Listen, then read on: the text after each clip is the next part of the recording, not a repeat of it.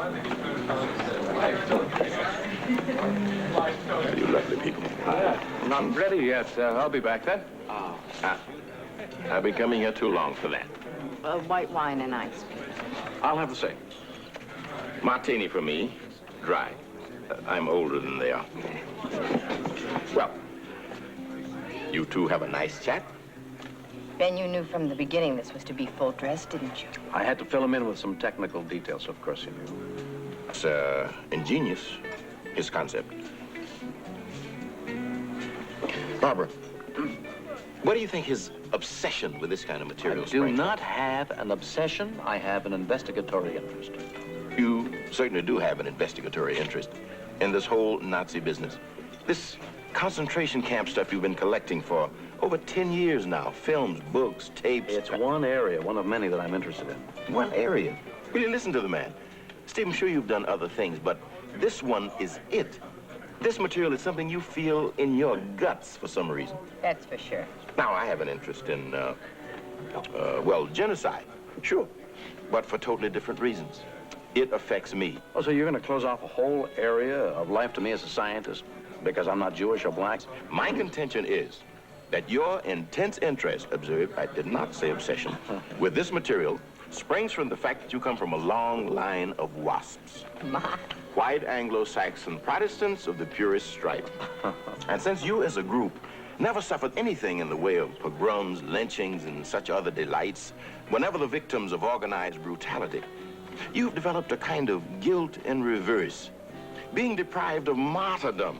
That's the wellspring of your behavior, and I drink to that. We want to see how much the learner can absorb under these conditions.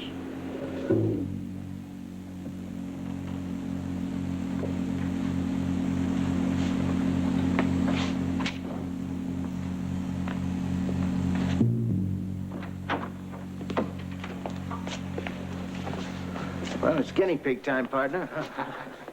I'm Professor Turner. I'm very pleased you're here today to work with us. Mr. Dennison, Mr. Vogel. Mr. Dennison? Harry Vogel. How are you? Both of these gentlemen have been fully briefed as to what we're doing. Good. So that's the machine, huh? Yes, it is. Looks like we're going to blast off to the moon. It's very simple. Gentlemen, why don't you remove your coats? You're going to be here sometime today. If you need any more people, Professor, you tell me. I'm a sales manager. I'll send my whole crew over here. They could stand some learning. Huh? Well, what do we do now? The first thing we have to do is select who's going to be the teacher, who's going to be the learner. So to simplify things, why don't we toss a coin? And if it comes up heads, why, you'll be the teacher, Mr. Dennison. If it comes up tails, you'll be the teacher, Mr. Vogel. Is that satisfactory? Let her go. I think I have a coin here. Well, it looks like I'm going to be teaching you, old buddy. I hope you're a good teacher. Now, you better be a good learner. I got help right there. Huh? If you'll follow me, gentlemen.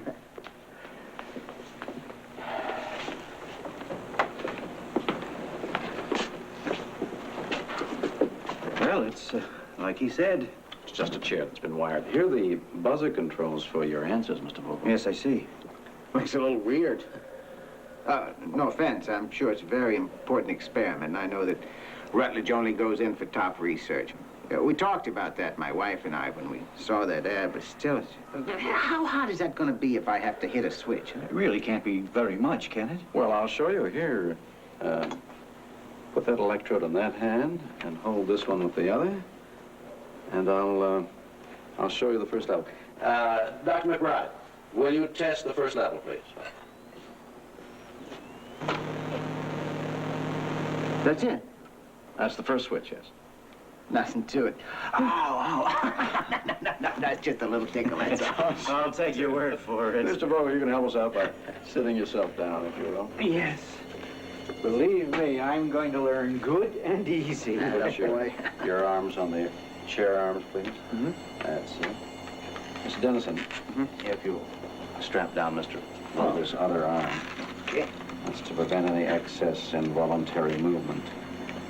Professor, I don't want to be a sissy or something, but could I get hurt in this thing? I don't mean the shock for the moment, but later on? Oh, no, not at all. Well, to be quite frank with you, it could be momentarily quite uncomfortable in the higher ranges, but no lasting effect at all. Gentlemen, either one of you, if you have any doubts about going on with this experiment, please say so now. Yes, No. I'll give it a try.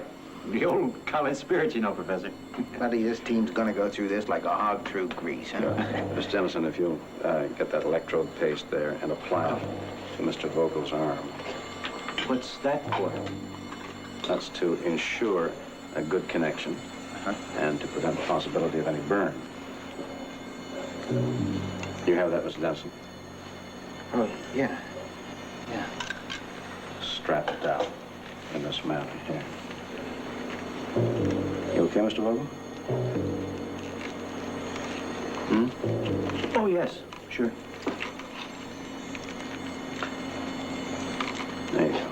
Okay. All right. Let's start, shall we? Mr. Dennison?